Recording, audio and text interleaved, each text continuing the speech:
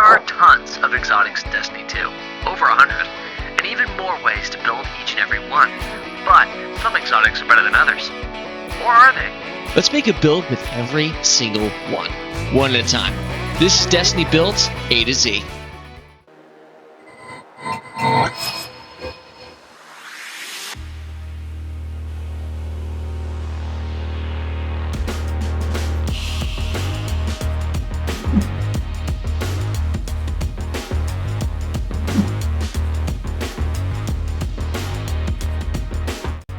Our first exotic of choice is going to be the Abeyant Leap.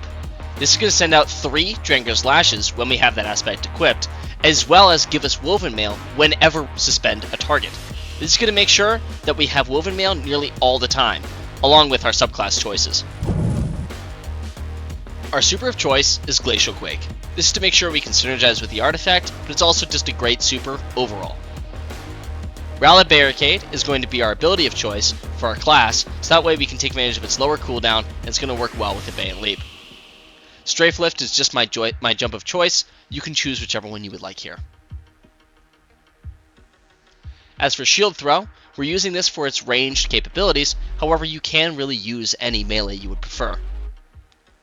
Shackle Grenade is to make sure that we're suspending targets as often as possible, and with this it'll also grant us Woven Mail.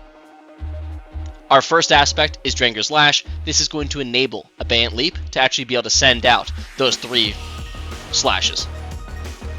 Diamond Lance, to make sure that when we're getting ability kills, we'll be able to proc this and we can freeze things at range as well. Facet of Grace, where defeating targets with kinetic weapons will grant you bonus Transcendent Energy. Since our main weapon is kinetic, we'll get bonuses off of that. Facet of Awakening will make sure that when we're using a stasis weapon, we'll generate stasis shards. Facet of Protection, this will give us some extra DR when we're close to targets. Facet of Purpose, every time we pick up an orb, we'll actually gain Frost Armor because of our super choice. Facet of Balance, this will make it so that when we rapidly defeat targets with light or darkness damage, we'll get some ability damage, or ability energy back. Facet of Hope, while you have an elemental buff, your class ability will regenerate more quickly, of which we'll have constantly. Electrified Snare actually works perfectly with this build because the suspend from this grenade will also proc Woven Mail for us. To show off the synergy a little bit, I can walk you through this chart. So the chart here is showing that when you use Drenger's Lash with Abeyant Leap, you'll immediately suspend targets, which is our unstoppable champion stunner. Also, when you suspend targets, this will grant us Woven Mail. Both our Shackle Grenade and our Transcendent Grenade are able to do this. Another thing is, with our Diamond Lance, you'll be able to slow targets, which is your Overload stun. Then you'll also be able to shatter said targets, which again is another unstoppable proc. You'll also be able to get Frost Armor with this, as well as when you throw your shield, get Void Overshield, and with the Resist, you'll be able to get a total of 90% DR or 92% in Transcendent. Our first exotic option is Wicked Implement. With Tithing Harvest, while Creeping Attrition is active, destroying stasis crystals or landing precision final blows creates a stasis shard. The stasis shard returns to you, and collecting stasis shards refills the magazine. Its also exotics perk is Creeping Attrition. Rapidly landing precision hits causes targets to become slowed. This has a lot of synergy with the artifact this season, as well as allows you to kind of just plink away at targets from range.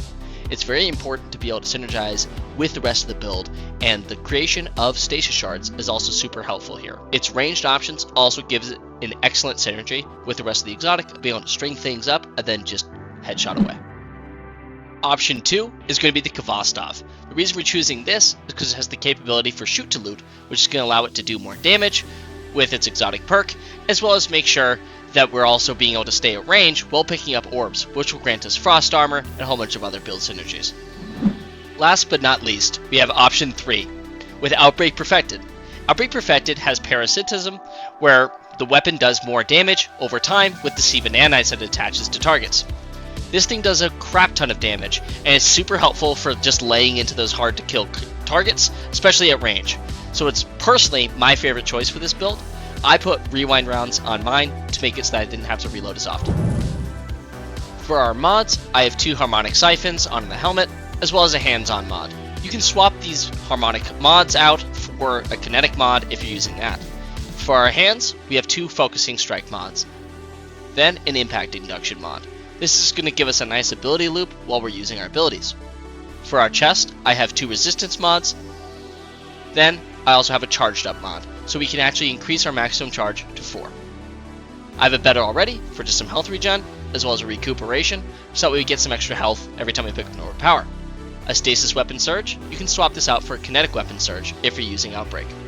Time dilation mod, so that it lasts just a little bit longer, and a Reaper mod, so we can generate a little bit more orbs. For our artifact mods, we have Wind Chill, so this way when we're landing rapid stasis weapon precision hits, we'll actually get Frost Armor. Armor of Aramis, for while Frost Armor is active, you can take critical damage and you'll emit a freezing burst. Hail the Storm, this is going to make it so that the shattering of the stasis crystals does additional damage and slows targets. Conductive Cosmic Crystal, your arc abilities and void abilities, etc. are going to do additional damage to enemies affected by stasis. Serve Cold, pick up a stasis shard, grants you class ability energy. This is going to help kind of round out our build. But none of this is particularly necessary. Also, if you wanted to, you could run the Anti-Barrier Scout Rifle with option 1 of our exotic choices. So getting into the gameplay here, I wanted to showcase each of the weapons that I talked about, as well as just showing off generally how it plays out, in this case in an expert onslaught. In the first clips, I'm using Wicked Implement. This is to synergize with the artifact and make sure that we're slowing everything. We're constantly trying to generate the diamond lances and stuff like that, so we can make sure that we're always getting some freezes off and just maintaining the crowd control that this build is all about. It doesn't do too much damage on its own, but that's fine because it's slowing and freezing and just hitting everything. Same thing here, you can see I just stringed up so many different enemies there, which is allowing me to just crowd control all of them. And even when they just approach on you, you can throw your grenade. In this case, I was using the pulse grenade just to show off a few other grenade options, but I do end up preferring the shackle grenade by the end of this. Is that the precision hits that you're getting with Wicked Implement are providing you with Frost Armor as well. A nice thing about Wicked Implement as well is it allows you to destroy crystals a little bit quicker because it is a scout rifle. Then I swapped on over to Outbreak Perfected here, and you can really see the effectiveness of this primary over even Wicked Implement, where you can just drill into those harder to kill targets and they just get destroyed. It leaves the Sea of Nanites behind, so you can start doing a little bit of AoE damage, and it's also helping you generate more and more of your class ability energy because you're getting so many hits on targets. You'll also be generating a lot of the Diamond Lances, and because it's a primary weapon, you'll do even more damage to those frozen targets, and suspending targets and then killing those will actually generate a Diamond Lance, counting as an ability kill. So you can just see it does a lot of damage to majors as well as minors, making it really just ended up being my favorite choice for this build. However, Wicked Implement does have more artifact synergy, which is why it's on here, so I'd recommend using that until next season, or perhaps if you just want to prefer this, you can, as it also has synergy with other people using the same weapon as you. As I mentioned previously, just make sure you swap out the Stasis Surge mods for the Kinetic Surge mods. As you can see, we're just suspending everything in this gameplay and making sure that the whole area of the battlefield is completely controlled all the time. And we always have Woven Mail, we're constantly having Frost Armor because of all the precision hits and orbs that we're picking up. So it's just very, very synergistic. You have so much damage resist all the time. You can see that we had our overshield there for when we threw our shield. And then you can also just make sure that you're beaming down targets with the Sea of Nanites. And then I also have my shotgun here to make sure that I can take out anything that just gets a little bit too close. You can also use a finisher on some targets like you just saw me do there in order to get a little bit more damage resist with that one artifact mod that we had selected as well. But you can see just how far Drinker's Lash goes with Abeyant Leap. It went all the way down there over towards that target that was suspended. And then you can see with our Transcendent Grenade that when we suspend those targets, we also get Woven Mail. And it's also jolting all those targets, so we now have a way to make Ionic Traces as well. It's just a lot of fun to see all these things kind of working together. You're controlling everything. And then we can swap also on over to our last exotic of choice, Khovostov. Khovostov feels really good just because it's a nice feeling auto rifle. It also has shoot to loot on it, so you can shoot those orbs from range, and when you shoot an orb, you'll get your Woven Mail, you'll also get some Frost Armor, and you'll also reload this weapon slightly, and then also Khovostov gets to use his exotic perk, making it do additional damage and ricochet to those other targets. so you'll be able to crowd control with this as well. It's really a matter of preference on which primary you use with this build. I couldn't really find something that synergizes perfectly with it per se, but I feel like the two that I chose here of Outbreak Perfected and Khovostov feel the most consistent, and that I was never really lacking in the damage department or feeling like I couldn't deal with a threat. However, Wicked Implement, again, does have that artifact synergy. If you want to take advantage of that this season, which you totally do not have to with this build, it will remain just as potent without it. Wicked Implement is also, if you prefer it, a great option out of season as well. You don't need those artifact perks to make it actually work well. And you can see I'm using my super here a little bit just to clean up some ads. A lot of people only use this on bosses or anything else like that, but you can use it on anything you would like to. Glacial Quake just feels so good this season. It's fantastic.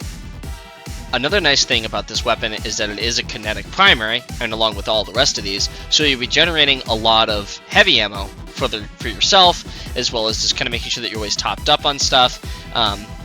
But you can really just see that with this exotic, you're able to just shut down the entirety of everything, and you're just never really at risk of dying too much. And even when you are, you can just throw something out like your Shackle Grenade and get Woven Mail, and you really just need to get that first proc. Even if they die from the Shackle Grenade, you'll get the Woven Mail. And you can just see how far the range is for those lashes as they go out. And also, if you look at the bottom left, you can really just see how quickly we get our fast ability back. But thanks for watching and make it to the end.